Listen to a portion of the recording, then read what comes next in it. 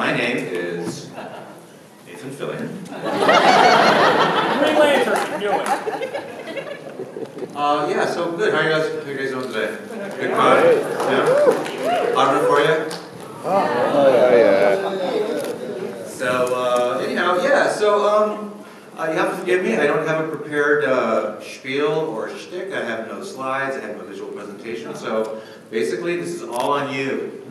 It's a Q&A. So, if you guys have good questions, you'll have a good panel. So, yeah, am I here to promote anything? Nothing. So, I guess I'll take that guy's question first. He had his hand in the air first. He was quicker than all the rest of you. I'm sure you know, Paul Dini did Dark Knight, talked a little bit about when he was working on Batman TAS, and he also went into detail about his first experiences with the character, which for him was the Adam West TV show. I was wondering what your first experiences with the character were, and if you actually had a kind of deep-seated love for the character before working on the show. So you guys all heard the question? Yeah. Kind of? Okay. We should have a microphone out there. But, so basically he was asking me, like my friend Paul Dini had his first exposure to Batman was the Adam West show, and if I had any similar kind of first experience. So not that I want to be accused of ripping off my friend Paul, but Adam West was also my first experience with Batman. I remember watching the show when I was a very young child. I was probably 5 or 6. I'd never seen anything like it. I think I'd never seen Batman before. But this is how old I am, but we had just gotten our first color TV back then. TV was in black and white. And so like one of the first shows I remember watching in color was the Batman show. And if you guys have seen the show, you know that it's like really super vivid. So it was kind of like, you know, giving this little 6-year-old, like, you know, psychedelic drugs. Wow, what is that? And you know, and the thing is, too, is I said this a zillion times before, but I'm sure a lot of people had the same experience that I did, is when you're really young, you don't realize that the show is kind of a spoof. You don't know that it's kind of a comedy. You know, I took it, like, absolutely seriously. So it was like, yeah, it was like my first exposure, I think, to superheroes in general, as well as to Batman. And as I got older and I got into comics, you know, apart from, you know, cartoons on TV and, you know, TV shows, I don't know if I'm embarrassed to admit this, but I'll admit it, but I was more of a Marvel kid than a DC kid. No, we don't judge. But even then, even as I was like in my teens and I was really into Marvel, I was like so devotedly into Marvel. I felt guilty if I bought a DC comic. But even then, I would still buy Batman because I love Batman. He was my favorite superhero, even though he wasn't a Marvel character. So. Can I ask that question? Sure. If you say it really loud. Okay, I know that you did a book that's a collection of drawings of Good Girl art. Yeah. Cheesecake. Yeah. I'm wondering what if I know that you're a self-taught artist. Did you start out doing that, or did you get into that kind of art later? I got into pinup art a little bit later. That inspired you the most? It's just an interest of mine. I've always enjoyed drawing women as well as you know, heroes and stuff and monsters. But drawing women has always been fun for me. So eventually, I accumulated enough of the drawings, and the publisher John Fleska's approached me and said, "Hey, we should put those out as a book." And so we did. Let's go over there, gentleman in the back. Yeah. That's you. Okay, so during the run of the animated series, which character did you have the most fun seeing their story arc, you know, run its course over the series, whether hero or villain?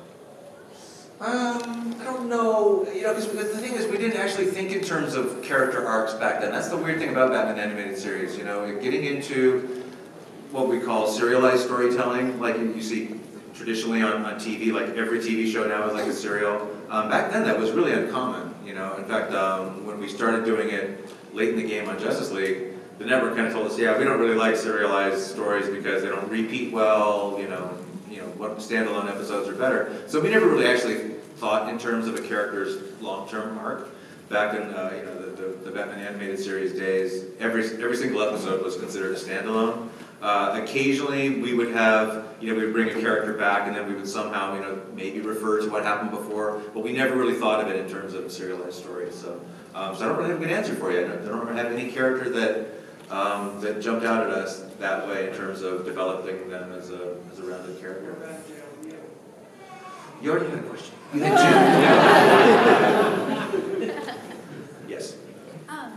So this is going to date me, but what was the process like doing the He-Man mini comics? Oh my God. I don't know if you guys heard that one, so she's embarrassing the hell out of me. She said, what was the process like working on the He-Man mini comics? Are you guys even aware that I did that? All right, so way back in the 80s, one of my first jobs in animation was working on the Masters of the Universe series. And in a roundabout way, I ended up doing comics for Mattel, for the toy line. It was exciting because it was, I always wanted to be a comic book artist. I kind of got into animation accidentally. Ever since I was a kid, that's all I wanted to do was draw comics. But before that could happen, I got into animation instead. So this was an opportunity for me to, do comics professionally, to get paid for it, and also to kind of learn my craft because I was really bad. And unfortunately, those comics were published in the millions because those toys were so popular. So unfortunately, a lot of people got to see me learning my craft. But it was fun, and it paid really well for the time. So, it was a step on my way to Batman. Thank you. Somebody way in the back. Yes, you. Yes, blonde lady, yes. Oh, no, behind you. Glasses and blonde hair. There you go. What kind of pressure did you feel making stories towards the beginning of your career, and what kind of pressure do you feel with stories today? Oh man, stories are always, breaking a story is always the most difficult part of the process of making cartoons. In the beginning, it was just kind of like, it was kind of open season because I'd never been a showrunner before. I never had that much, control over a series. I was always just like somebody in the art department. So I kind of knew the kinds of stories I wanted to do, but I'm not really a writer, so it was very difficult for me to sit down and actually write stories. But I would sit in the room and kind of, talk over storylines with the other writers. But Batman was like, when we did that show in 1992, there was not really a whole lot of competition for, quality adult storytelling in superhero cartoons. Superhero cartoons were usually rigidly controlled by broadcast standards and practices. They very rarely allowed you to even have a character hit another character, much less have somebody point a gun and shoot it. So we kind of wanted to break all those rules. We wanted Batman to be accessible both to children and adults who would be watching it with them. So basically we were making the show for ourselves. So back then it was just kind of like everything was wide open. It's like we wanted to do everything. We wanted to do comedies. We wanted to do kind of more horror movie kind of episodes and more crime thriller kind of episodes. And some like the Mr. Freeze episode or the ones with the robot Hardak, a little bit more science fiction oriented. So that was back in the day. Having been doing this for like 25 years, the big challenge now is to come up with a story idea that we haven't done a million times, because we've kind of done hundreds and hundreds of hours of superhero cartoons. So it's a real challenge now to come up with both new action set pieces that we haven't done before, new villain plots, because there's only about 5 villain plots in the whole world. So the best you can do is maybe put a spin on them. So that's the biggest challenge now, is to literally just come up with things that we haven't really done before. So it's a challenge. So let's go to a different part of the room. Way in the back, red hat. What was your favorite DC animated film? My favorite animated film? DC animated film? Does Return of the Joker count? The Batman Beyond? Yeah. That was one that I think, I haven't seen it in a long time, but my memory of it is that it's really darn solid. So. I'm sorry? The twist was really epic. I love all the Batman animated films. It's one of those ones where you're pretty sure it's him, but at the end you're still not sure until they finally kind Yeah, that one played out pretty much how we wanted it to. Yeah, thanks. Over here. Yes, you mentioned the fact that back in those days, story arcs didn't happen, is what you say to now. Mm-hmm. If you take a new character that's not the Justice Boy, that's so tough. So a character who's not a Justice League character, a DC character, right? Which one would I pick? Gosh, I know there's so many. It's tough to narrow it down. I mean, the problem is I kind of want to do a little of everything. You know, I kind of want to do, like I said in the early days, you know, Batman. I kind of want to do a science fiction one. I want to do a horror one, and I want to do this. You know, a lot of people ask me. Weirdly enough, a lot of people ask me, you know, Commandy, because I've mentioned, I guess, before that I really like the Commandy comic by Jack Kirby. So that's one. It's like, yeah, I'd love to do Commandy because it's like post-apocalyptic Johnny Quest on the planet of the apes. You know, that would be cool. And then there's stuff like, you know, Adam Strange. Like, yeah, I'd love to do like a Flash Gordon-y kind of thing. So I don't really have one. So, gentleman in the back. Yes, you. Yeah. So the Return of the Joker is also my favorite How about that? TV period. And I later it would be heavily censored. But Yes. Initially, like you say, it was extremely dark, extremely violent, very challenging film. And I was just wondering how it was that initially you even allowed to put so much adult content into that film. Well, you know, it's funny. When you look back on it, I don't think it's as adult as the stuff that we do now that has a PG-13 rating on it. Certainly there was like no swear words or anything. There's no, you know, whatever characters get killed, there's no blood or anything. A little tiny bit. It's not like shotguns going off in people's chests anymore. But you know, I mean, it was definitely pushed further than what we were doing on the TV show. But you know, when we first pitched it to the home video people, it's not like we were pulling something over their eyes. We told them straight up in the beginning. We said, yeah, you know, this came right after the very first season of the TV show, which, if you guys remember, was a bit darker than subsequent seasons of the show as well. So we pretty much pitched the story to the people at home video. They kind of went, yeah, okay, that sounds good. I think they honestly weren't paying attention. And you know, we sent them the script, and they said, oh yeah, this sounds good. And then we sent them the storyboard, which had it all visualized and stuff. So nothing.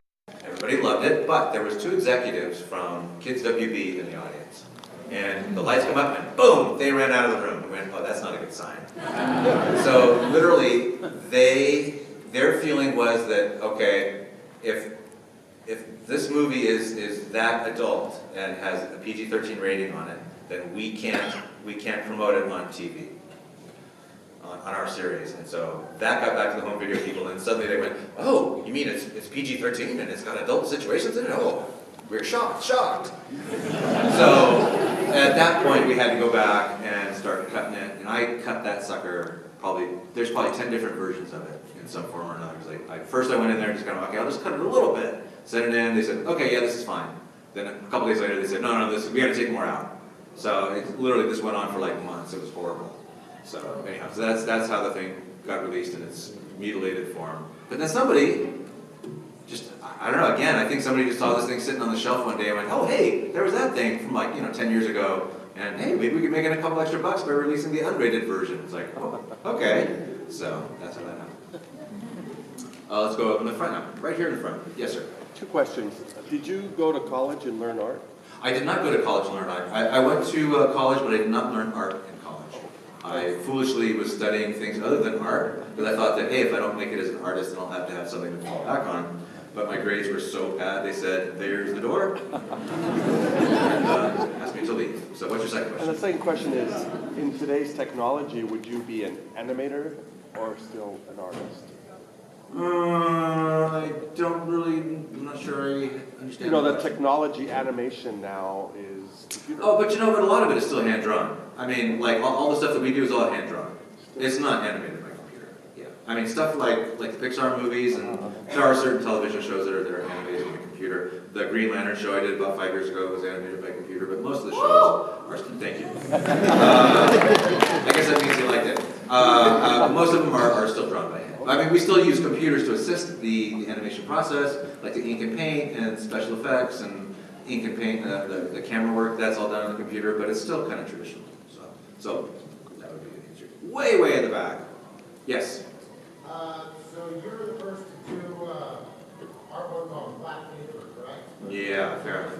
What made you think of that brilliant idea? You're amazing, by the way. Thank you. So are you. Actually, that wasn't my brilliant idea. That was my co-producer, Eric Radomski. Yes, please.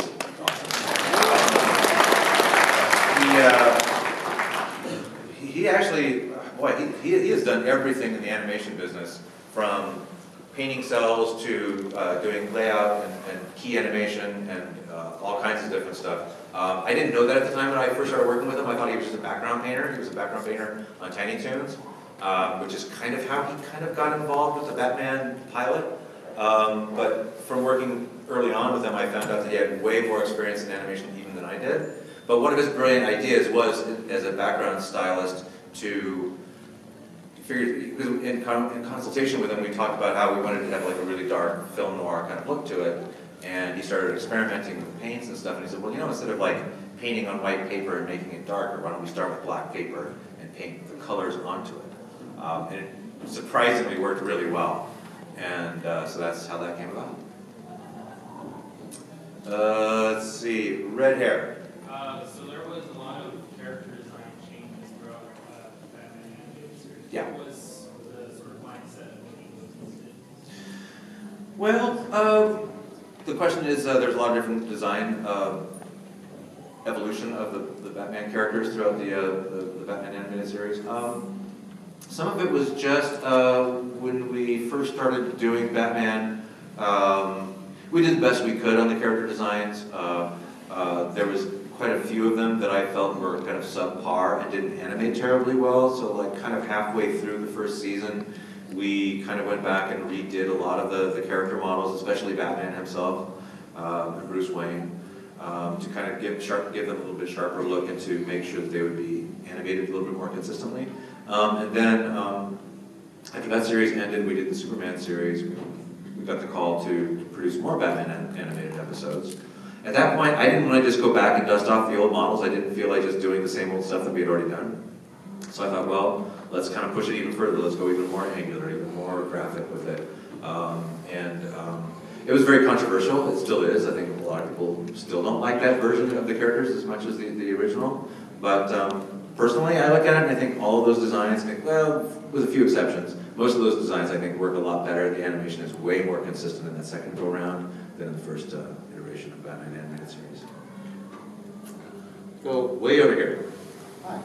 I was curious if you could have either any of the DC animated movies or a particular storyline from the animated series, animated universe as a whole, translated into a live action movie, which would you say you'd like to see?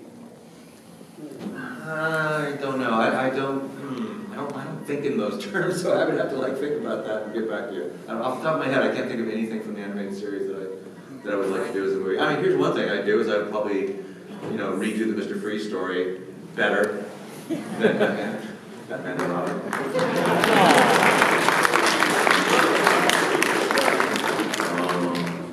Let's see. Wait. So you've been working with Warner Brothers pretty much your entire career. Most of it. Are you exclusive with them? And if not, would you want to work on a Marvel project? Boy, that's a loaded question.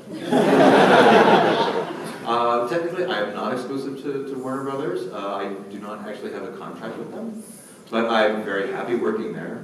Would I be interested in working on Marvel properties? Sure. But they would have to make me a really, really, really good offer to get me away from Warner Brothers.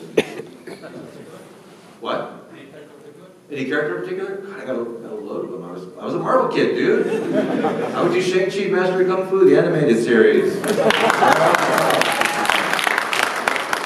Way in the back, Zorro. So, with Batman being such a big part of your life, who would you say is your favorite on-screen Batman, like from the movies? Kevin Conroy. And how do you feel about the way the movies are kind of taking Batman now? I will answer the first part of that question. Favorite live action Batman? Yeah. Oh, it's Adam West. Come on, it's gonna be Adam West. You mean the movies, the current films? You know what? It's interesting. I just slammed Batman and Robin a little while ago, but I kind of wish that George Clooney had a chance to be Batman in a better movie, because I think he could have been really good. You know? Yeah. He just happened to be stuck in a really bad movie. let's see. I don't know. I kind of like most of them. To various degrees. I thought Val Kilmer was interesting. Again, not a very good movie, but I thought he was interesting. I kind of like Michael Keaton. Ben Affleck, I know there was a lot of hate for Ben Affleck when it was announced, but he was pretty damn good. So I don't have a favorite, really. So, right there. I noticed that in your series you always bring in like a lot of elements from comics and you melt them together and kind of slip in new ideas and everything like that. Mm-hmm. I always think of World's Finest, like how but then where you have the Superman Batman crossover, and that's kind of what I was hoping would come in the movie that came out. And I was wondering, would you ever be interested in working on live action films? Would I be interested in working on live action films? Yeah, I guess. I don't. It's such a different skill set. Part of me thinks that I have way too much ADD to be able to sit there and wait for all the lights to be rigged and have everybody all in their places and stuff. I work over on the Warner Brothers lot, so I actually see them filming TV shows and stuff there all the time. And they'll be like setting up a shot for like half an hour for like, 5 seconds of film. And I'm like, ah. I do, but it's a different kind of, it's not a lot of waiting around, So I think part of that would be difficult. But here's the thing. Yeah, the reward would be awesome. I'd be making so much more money. It'd be worth it. I think But you could really make something though. Like I see a lot of lack of like stories, big ones, and that's kind of what I always thought your animations brought to the table. well, here's the thing. I always think. Here's the thing. Whenever I see a movie that I think has story problems, with the amount of experience I have, just with the stuff I do, whenever I see something that's really, really dumb in a movie, I don't automatically think, oh, well, the writer's an idiot or the director's an idiot. I sit there and think, okay, that's a production note. Somebody gave that note. Somebody said, oh, hey, the guy who killed Batman's parents was the Joker. I'm sure some executive was like patting himself on the back. It's like, whoa, that was a great idea. So anyhow, I don't know if that answers your question or not. How about over here? Yeah, you. For production-wise, what's the hardest thing on an animated movie or a TV show? Production-wise, what's the hardest thing to do? Boy, it's all challenging to a degree. It's all fun as well. To go back to what I said earlier, I think breaking the story, trying to come up with something new and different and exciting, is the biggest challenge that we have right now. So, yes, in the blue shirt. I do remember you. Yeah.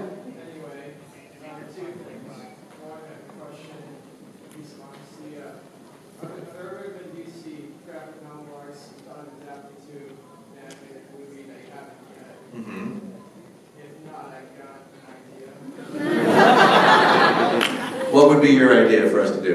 I know you tried on television, but I've been reading the Green Lantern comics and I introduced the other Lantern Color Corpses.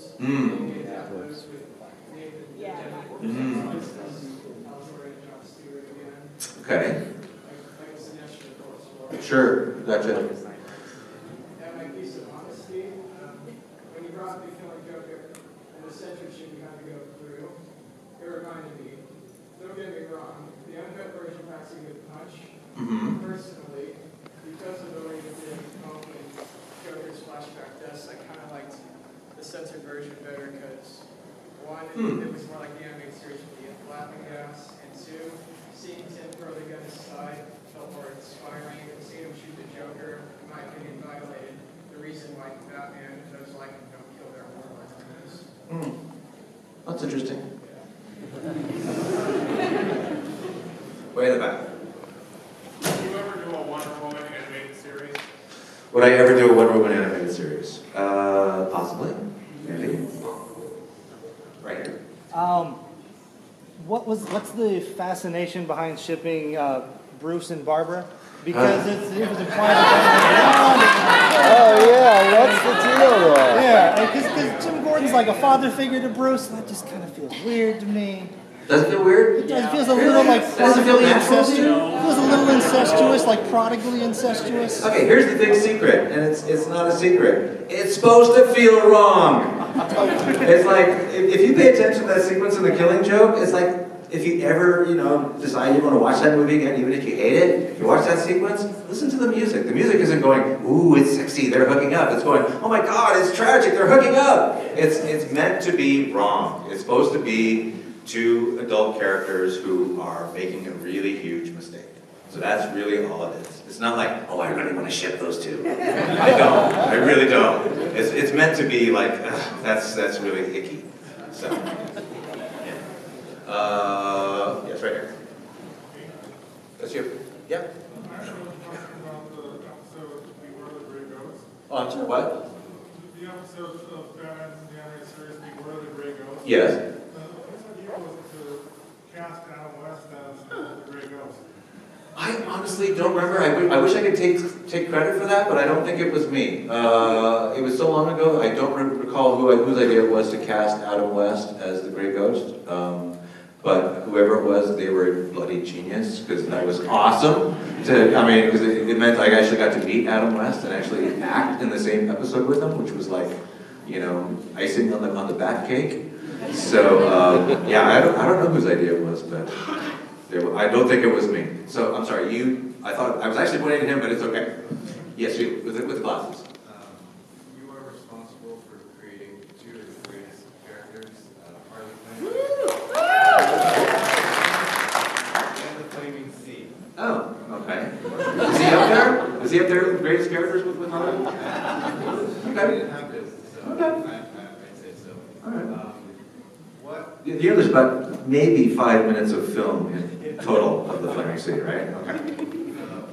What is your opinion on the recent live-action portrayal of Harley Quinn, and how did the Conan O'Brien thing come about? I'll answer those in reverse order. The Conan O'Brien thing came about, somebody from Conan's production team, because they work right down the street from us. They knew somebody who worked on our at Warner Brothers, so it was like a friend of a friend kind of thing. And somebody was just throwing ideas around on the Conan's writing room. They said, oh yeah, it'd be really cool to have like an animated character, for Conan to create his own animated character. So he came over to the studio, and like literally on the spot, somebody came over to my office and said, oh hey, Conan O'Brien's here, and he's going to create a new animated character. Do you want to draw it? And I'm like, okay. So it was literally like on the spur of the moment. It was a weird thing. So the other question, what was the other question? About the live action Harley. Honestly, this is really weird, but I haven't seen Suicide Squad movie yet. Good. And I'll be completely honest with you, I really want to see it. I do want to see the movie. The thing is, when it came out, it was starting to get this really weird reaction from people, so I thought, oh, so if I go to see it, then I have to tell people either, yeah, it's really good, or, lie. But it might be really good, because I've actually talked to some people who say it's really good, so, I do want to see it. Someday I will see it, but right now I don't have an opinion. So, way in the back. Yeah, the red cap, you, the Fez. No? Fez. Do you have a Fez? You do not. Okay. Do I think they have a weird relationship, Batman and Robin? Oh, it's messed up. Come on. He's like this grown man, rich guy, and he's going into battle with this 10-year-old kid. Yeah, it's weird. Of course it's weird. But it's not weird in like, oh my God, are they or are they not? It's just weird. The thing is, when they invented Robin back in the early 40s, they specifically put him in partnership with Batman to kind of soften Batman, because the original Batman in the comics was pretty dark and vengeful, and he actually carried a gun and he killed people. And early on, they said, oh, well, maybe it would be better if he was a little bit more family friendly, and so then suddenly he started smiling more, and they partnered him up with this little kid. So the whole kid sidekick thing became like a thing. It's like Bucky and Captain America, and, Speedy and Green Arrow. So there's nothing, like you said, Dr. Wortham, and his seduction of the innocent and all of that. I don't think there's anything to that, but it's definitely a weird thing for, if you look at it logically. But, the thing is, when we did Batman the Animated Series originally, it was because of that the weirdness of that we said, okay, we'll make Robin a little older. So we made him, you know, a college-age kid. So we were like kind of logicking it out to make it a little bit more, you know, less weird that Batman's, you know, putting this kid in jeopardy. But then when we went back and did the New Adventures of Batman, we kind of went, you know, it's kind of cool if he's going into battle with this weird little kid. So that's kind of, we went back to that, so. Way in the back, red tie. Would you do a sequel to Justice League Gods and Monsters? Would I do a sequel to Justice League Gods and Monsters? Yes. We actually had planned to do a webisode series, a series of shorts, but it kind of fell by the wayside. Kind of other things kind of took precedence over, and honestly, the movie didn't sell to the kinds of numbers that people really wanted to continue with it. But I really like that universe a lot. I would happily go back there someday. Over here, yes, sir. Yeah, what were the challenges adapting comic stories to animation? Well, adapting comic stories to animation is always a challenge, to very varying degrees. Some stories you can translate pretty much straight across, and then some you have to take a lot of liberties with, and sometimes there's something in between. I mean, going back way back to the animated series, there were several individual episodes that were, to one degree or another, based on original stories from the comics. And those we probably took a little bit more liberty with than what we do in the movies. In the movies, the entire DCU animated movies line was always intended to be a little bit more faithful to the comics. Sure, even though the very first one, The Death of Superman, we had to take a lot of liberties with it because it was only one movie, and we couldn't really do that entire huge arc. But things like Killing Joke, Batman Year One, I'm trying to think of some of the other ones. A lot of those we felt would translate, you know, pretty much, you know, sticking right to the comic. I'm sorry, which? Dark Knight Returns, again, yeah, that was one that we felt we could, you know, pretty much, as long as we had the time to do it, we could put most of that story on the screen. But then, I'm sorry? The most challenging one I would have to say was probably The New Frontier, just because we only had 70 minutes to tell that story, and it was a huge story. So we had to cut a lot of it out. You know, a lot of it we just couldn't do in the amount of time that we had to do it in. So that was one I kind of regret a little bit, that we didn't have, you know, an extra hour to tell that story, but that was not going to happen back then. So that was the toughest one, I think, to do. Let's go way in the back, orange shirt. Yeah, so I don't know if you're familiar, a couple of years ago, some Western properties were adapted by some Eastern animators. I think around the time The Dark Knight came out, there was a few animated vignettes by Japanese. Oh, yeah. Do you see that trend ever reversing, like some Japanese properties or Eastern properties being done by Western animators? It's happening right now with Voltron and things like that. Absolutely. Not off the top of my head, but, you know, I'm not that familiar with Japanese properties as some people are. I just don't have that expertise. Anyhow. Oh, right here in the front. Hey, so I noticed you're executive producer on like all of the, or nearly all of the animated movies, so I have a particular question. Is there a reason Harley keeps jumping around? Well, like in the last animated movie, it went back to the animated series, and then she jumps on Nightwing, and it just felt really random. I mean, Assault on Arkham, she jumps on Deadshot, and you're just kind of like... Ooh. Oh, so you're talking about jumping around as a euphemism? Yeah. Okay, I was thinking... I'm at the front, so yeah. Oh, okay. My bad, yeah. I was confused there for a while. She's kind of like a village bicycle now, and it's just kind of feeling weird. Well, you know, here's the thing. Anybody who's freaked out about Harley being sexually active and being sexually aggressive, you haven't been paying attention. Because she's been that way since the very beginning. You know? You could buy an action figure of her wearing a red teddy. No, I know. You want to rev up your Harley, I know. It feels odd that with all of the criticism of trying to get her away from that, it just keeps coming back. You know, yeah, she's an interesting character because she's not really a role model. I know she's really popular, and I know she's know, I know a lot of women like feel empowered by Harley and everything because she broke away from the Joker and all that, but at the same time, she's not exactly a classical role model. You know, she's a little messed up. But having said that, the fact that she has a really healthy libido, I don't think there's anything wrong with that. I don't judge. I don't know. But here's the thing, and I will just say this about myself. I did not executive produce the Suicide Squad animation film where she had the sequence with Deadshot. That was somebody else. You don't need to see Suicide Squad. I'm sorry? You don't need to see Suicide Squad. It's the same movie. Okay, fine. But so that was not me. So it's not like, well, that's Bruce Timm's thing. He's gonna have Harley having sex all the time, just like jumping around. Yeah. All right. Red Hoodie.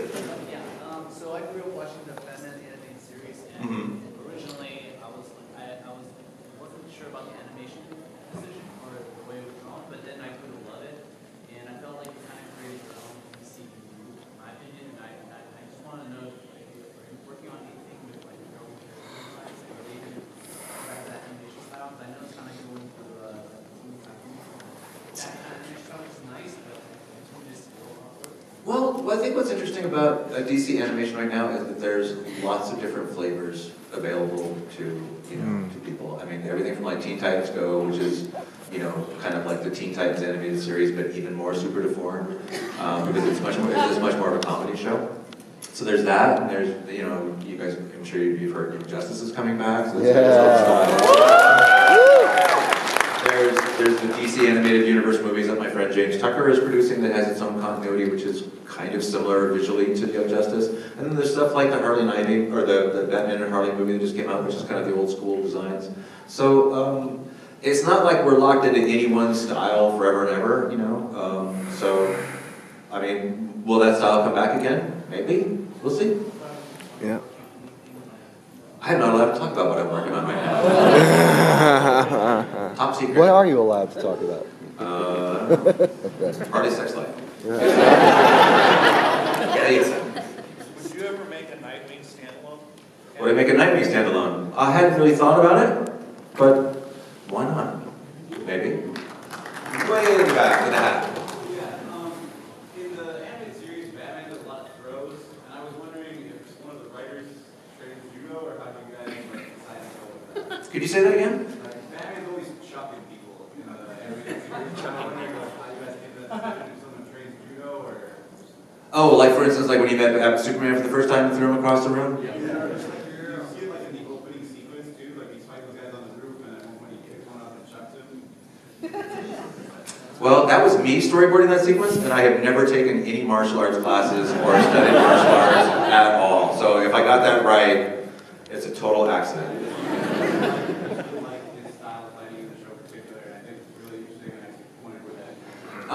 I know that some people that have worked on our series, various series, are into martial arts and such, and so they'll have a tendency to like do a lot more authentic fight choreography. Whenever I storyboard a fight sequence, it's just guys just punching at each other, a lot of hatred in their heart. That's all I know how to do.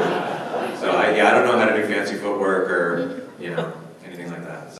Often credited that the Batman Beyond episode of All was the impetus for the leader of Justice League cartoon at the very least, and he said, prior it was difficult to do a team-based show of Batman heroes, and you also looked at the calls like what to do, what not to do, and started Justice League. So if it was a direct influence, is there any truth in that like while you were developing it, like it was like, hey, I think we're ready to do Justice League now. And then B, if that is true, was it at any point before the final product, like even like during the storyboarding or writing, did you realize? It wasn't as cause and effect as that. We definitely were hesitant to do a Justice League series back while we were doing Batman and Batman Beyond and Superman, just knowing how difficult it would be to do large-scale storytelling with that many characters and the action sequences and such. The Batman Beyond two-parter, the call with the future Justice League, was definitely a kind of a trial run for that, but it wasn't like we were like deliberately doing that. We weren't going, oh, well, we'll see if we can do this. It was just somebody pitched the story. We thought it would be kind of fun to do, but also kind of terrifying. So as we were storyboarding the fight sequences, it was very tough. It actually proved everything that I was worried about. Is like, how do you do an extended action sequence that has like 3 or 4 different main characters? The problem you always have is you'll spend a lot of time with Batman, say, doing his thing. Then it's like, oh, but then you got to cut back to Superman and what's he up to? And then you got to cut back to Aquaman, and all the stuff happening in the same sequence. It's tricky to know what, to get the recipe right, the proportions. So once that episode came back animated, we looked at the raw footage and we still had those problems. We kind of went, oh, we're still spending too much time on this part of the sequence and not enough on that sequence, so it did take a lot of editing. But we did feel like we learned a lot of valuable lessons on that. It still didn't make me want to do a Justice League series right away. That kind of came about, months or a year later, where the idea was thrown out, and we said, well, okay, maybe we could try to do it. Then we said, yeah, since we had a little bit of experience doing it on the Batman Beyond show, maybe it's possible. So it wasn't, like I said, a direct cause and effect thing. Yes, sir. Hi, being a fan of DC, You're going to speak a little bit louder. well, I'm gonna have to cut it short. Would you like do a Flashpoint Batman Thomas Wayne as I don't know, the actual Batman instead of Bruce? The question is, would I do a Flashpoint Thomas Wayne as Batman instead of Bruce Wayne? Oh, you mean like a series? Yeah. They kind of did it as a movie. They did an animated movie a couple years of Flashpoint, which was a direct adaptation. I probably wouldn't, but because I think there's probably other Batman stories I would rather do than that. Not that I don't think it's a good story or a good story idea, because I think it's certainly dramatic, but it's not anything that I'm itching to do. It's probably close to the earlier incarnations of Batman. Yeah, you already know what it is. I'm sorry, what? Well, I was trying to. Yes, Thomas as the Batman was close to the earlier incarnations of Batman. Right. Yeah. Yeah, but like I said, it's not something that I'm thinking about doing. So. Mm-hmm. Way in the back, red jacket. So, from the beginning of the animated series, you've always participated in voiceovers and things like that. Mm-hmm. Up until the present day, in this movie, Batman, how you voice the Mr. Gold and stuff. Is there any specific character you're looking forward to No. No, every time I do a voice, I'm like terrified, because I'm not a professional actor. I do it just kind of for fun. The one thing I'm actually good at is doing fight wall-up. Like, like if there's a sequence of Batman's beating up a bunch of thugs, I'm usually the guy that's getting beaten up. And I'm actually pretty good at mimicking other actors doing their fight wall-up. So like if Kevin Conroy's not available to get, beat up, I sometimes will step in for Kevin to do it. I've doubled for him and for Mark as well. So, so that's the main reason why I give myself speaking roles, is so that I can go back in there and post and do some of the fight wall. But yeah, generally I don't consider myself an actor, so I don't really. There's not any character I'm dying to play, and I only play Booster Gold in the new movie because Nathan Fillion was unavailable. Oh no. Can you give your Batman voice? My Batman voice? That's unlike. Right here. Would you ever consider doing a Red Hood standalone? Red Hood standalone? Yeah. We did one. Under the Red Hood? We did it. We did Under the Red Hood like 5-6 years ago. It's really good. You should watch it. Seriously, it's one of our better movies. But I mean, oh, no, I'm sorry. What were you saying? Oh, I meant like it's a movie just him. It's just him, not. Oh, him as a lead character? Yeah. I don't know. Maybe here's the tricky thing. It's pretty well known that we do a lot of Batman movies because Batman sells really well. It's actually even difficult to get a green light for like a Green Lantern movie or any other character these days, just because some of those haven't performed as well as Batman. So I can't really hold it against the home video people that they would rather do movies featuring a character that sells really well. Red Hood, nobody's going to green light a standalone Red Hood. There's just not a big enough audience out there for it. So, okay. Over there. So, in the Batman universe, what's your favorite character besides Batman? Oh boy. That's tough. There's a lot of really good Batman characters.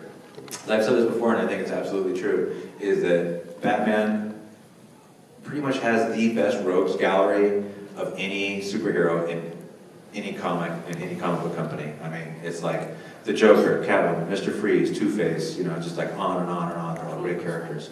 And he's got great supporting characters as well. You know, all of his proteges, Nightwing and Robin and Batgirl and everybody. The one character I have never actually had an opportunity to work with that I would love to is Damian Wayne, because I think he's an awesome character. And he's shown up in some of the movies that James Tucker has done, but I've never had a chance to work with him. But I really like Damian. I think he's an awesome character, so maybe someday. Way in the back. What do you think is the biggest difference in approach from the team that you work with the direct-to-video and the team that does it now with the direct-to-video? I'm sorry, what? What do you think the biggest difference in approach is between the team that you work with the direct-to-video movies that you work with and the one that the team does now? Oh, well, see, they're all pretty much the same team. I mean, you know, people kind of come and go, but a lot of these people that we've been working with off and on since we started. Some people have moved on to different projects, and then, you know, new people have come in. But, you know, we have a really solid team right now, the people that we work with, and just as we did in the past. So it's kind of apples and oranges. I couldn't really compare them. So, way in the back, Dragon Ball Z. Gargoyles, your thoughts? Gargoyles? Yep. At first I thought you said dark oils. What's a dark oil? Gargoyles, you know, honestly, I think I've seen one episode of it way back when, so I don't really have an opinion on it. I couldn't give you an honest opinion on it. All right. Right here. I'm sure there's more than one person besides me who's created their own little superhero universe and is putting it on a Kindle maybe. What advice would you have for people creating and writing superheroes nowadays? Oh man, I don't know. I don't know. Follow your heart. I don't know. I don't have any good advice. You know, I only know what worked for me, which was basically just being a super huge nerd and being in the right place at the right time and drawing until I got pretty good at it. And so, in terms of creating your own superhero comics and stuff, I don't really know, because, you know, I don't really have much experience with that outside of the stuff I've done for, you know, for the DC movies and DC series and stuff, so I don't feel like I'm the person to go to for advice on that. Way in the back with glasses, dark glasses.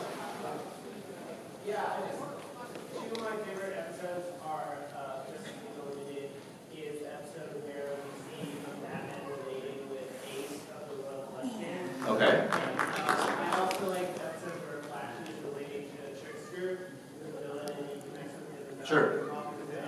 And I was curious what your thought process was for writing those episodes, and how Flash and Batman are a little different from the rest of the How are Flash and Batman different? Yeah, like what was your approach for writing those moments that aren't? Good question. I don't really know because you know those stories were written.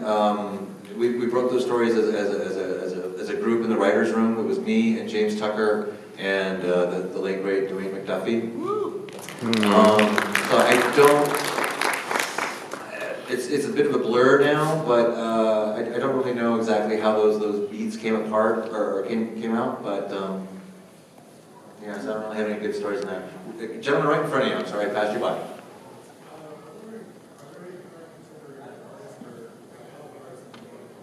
Contemporary comic book artists that I like? Yeah, there's a lot. I like Chris Samney a lot. I like Olivier Coipel. I think he's a genius. He doesn't do nearly enough comics. There's a Croatian guy named Goran Parlov who I think is awesome. Frank Whiteley, again, a guy who doesn't do nearly enough work to suit me. Yeah.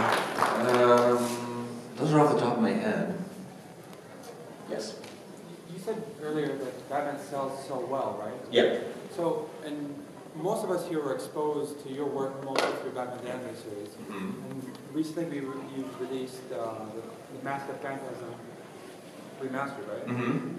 Is that like a trial run where like they're thinking about remastering everything like in the 90s, like the Batman the Animated Series with the Superman images? Maybe. That's the best they could say. Over here. 2 questions. Do you listen to music when you draw? And if you do, what's your favorite genre? Well, I don't want to tell you what my favorite genre of music is. I don't listen to music when I draw. I don't actually listen to anything when I draw. Anything gets in my way. It gets in my thinking space. I can't concentrate. So, my taste in music is very old school. I like a lot of 70s music and stuff. Then I kind of stopped listening to the radio around 1992.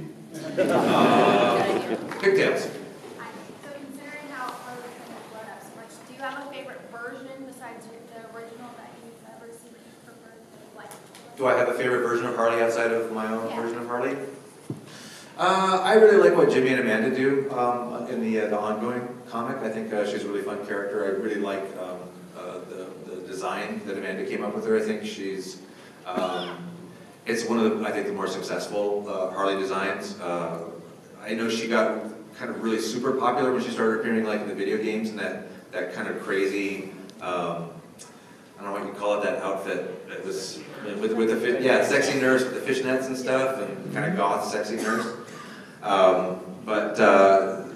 And I understand that it's more modern and updated than the classic Harley Quinn outfit, but I think what Amanda's design gets exactly right is that it's fun. It's not necessarily, skanky or dirty. It's modern, but it's more fun. It's more aggressive. The whole punk rock roller derby kind of look, and it seems very Harley at the same time. So I really like that version a lot. Way in the back, up against the wall. Talking about Harley Quinn for Toledo, there was an episode in the last season when they were here called The Ultimate Thrill, and Rocky was in it. Yeah. Innuendo, is that on purpose? I don't know what you're talking about. Way in the back. Yes, you.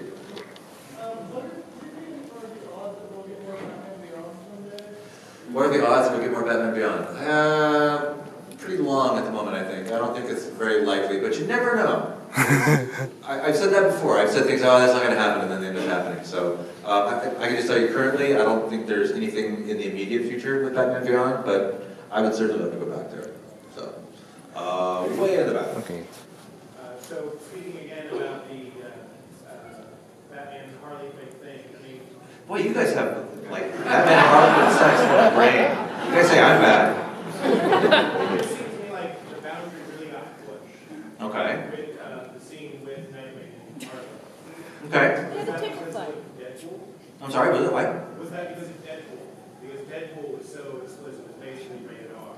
Yeah, but I had, all of our production materials on Batman and Harley were already in production when the Deadpool movie came out. The Deadpool movie had no influence whatsoever on the Harley movie because it literally, we did our movie like, the pre-production was done 2 years ago. So it didn't have any influence on it. Yes, ma'am. Oh, I just want to ask, considering how much censorship stuff you've had to deal with everything else, was there anything that didn't make it into Batman and Harley that they considered too risque? And if not, what was your favorite joke from it? My favorite joke? Well, from that same sequence, you guys must know, there was a wedgie joke that I had to cut out. Oh no. So Batman's been around over 75 years, and your Batman's been around for 25. How do you feel about your legacy with the character? Because Bruce Timm is connected to Batman now for all time. Wow, you say it that way. There are worse fates. No, it's awesome. Honestly, it makes me feel old sometimes when like 30-year-old guys come up to me and say, "Oh man, you were my childhood." I'm like, "Oh, thanks." But no, it's cool. I mean, it's a little daunting because I realized that there was a whole generation of people who grow up with my version of Batman, and that's really cool, and it's their gateway, and that's awesome. And then sometimes I violate that trust by doing a movie like Batman and Harley. But, you know, that's what happens. Yes, sir? Question. The Long Halloween. Have you ever considered doing an animated adaptation of that? Of The Long Halloween, have we ever thought about doing an animation of that? We have thought about it. It comes up in discussion quite often. That's all I can say about that. Yes.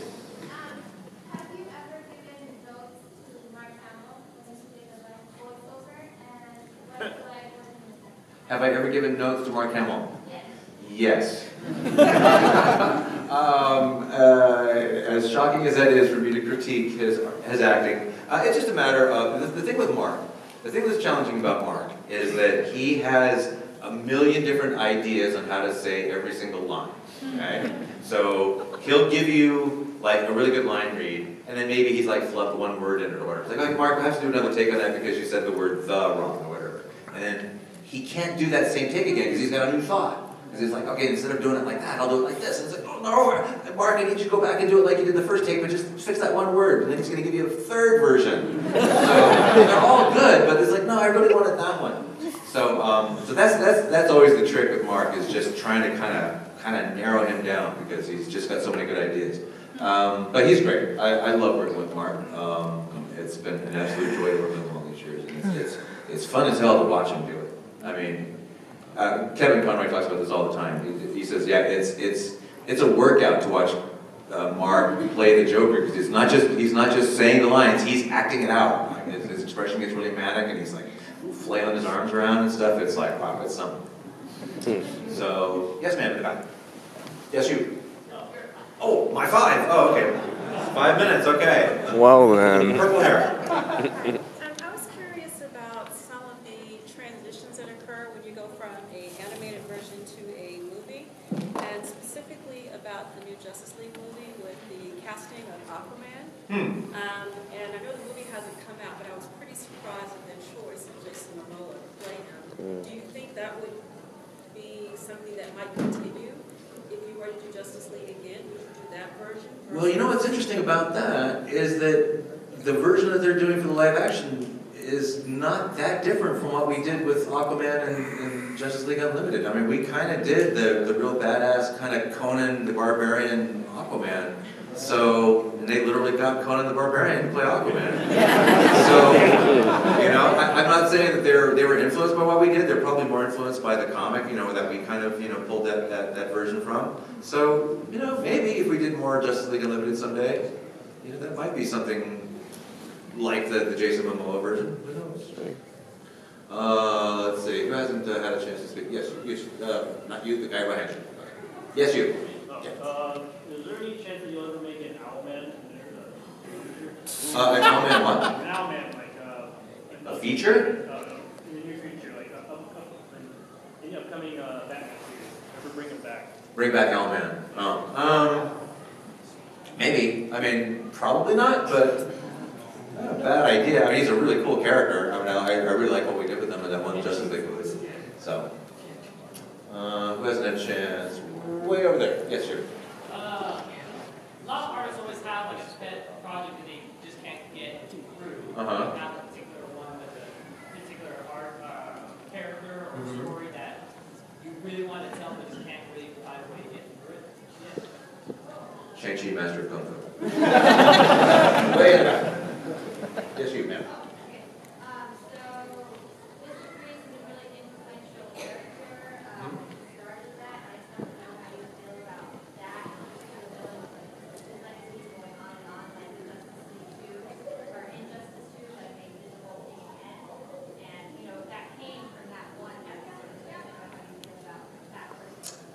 I think that's cool. I mean, you know, the thing is, a lot of what we have always done is taking things that, you know, pre-existed in the comics, and sometimes we'll take a lot of liberties with them and change them. A lot of times we'll stick right close to the spirit of the comics, if not exactly the letter of it.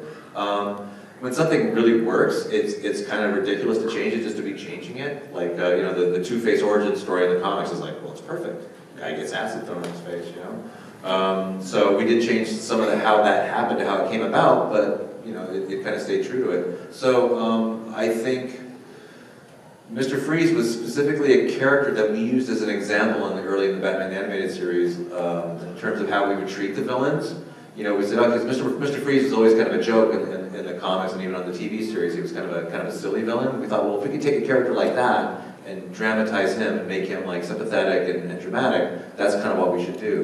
So the fact that that character kind of worked and that people kind of like refer to that over and over again, like even in that crappy, Arnold Schwarzenegger movie and in the video games and stuff, I think it's cool. You know, I think that's neat. It's something that we kind of came up with, kind of stuck. So I think we have maybe time for one more question. You start. Yeah. What's the worst experience you ever had working with a network or studio? I'm sorry, slow it down a little bit. What's the worst experience you ever had working with a studio or the network? Worst experience? I can't get into that. Let's try one more. Way in the back. Yes, you, sir. You, yes. Yeah. No, wait, no, I'm sorry. This guy right here. Yeah. Getting back to the Adam West TV series, are there any villains from that series that you haven't yet animated that you would like to animate? I love those villains. I mean, I love King Tut. I love Bookworm. Oh yeah. You know, Yeah. Worship Queen of Diamonds. I love them all. Last one. Would you ever consider making an animated movie of the Watchmen comics? Animated movie, The Watchmen comics. Yeah, I kind of feel like it's been done. You know, the movie, and then they did They did a book. yeah, what do you call it? Motion comic and stuff. So I kind of wouldn't be interested in doing it, but that's not to say it couldn't happen someday. It could very well easily happen. I think we've got to wrap it up. Yeah.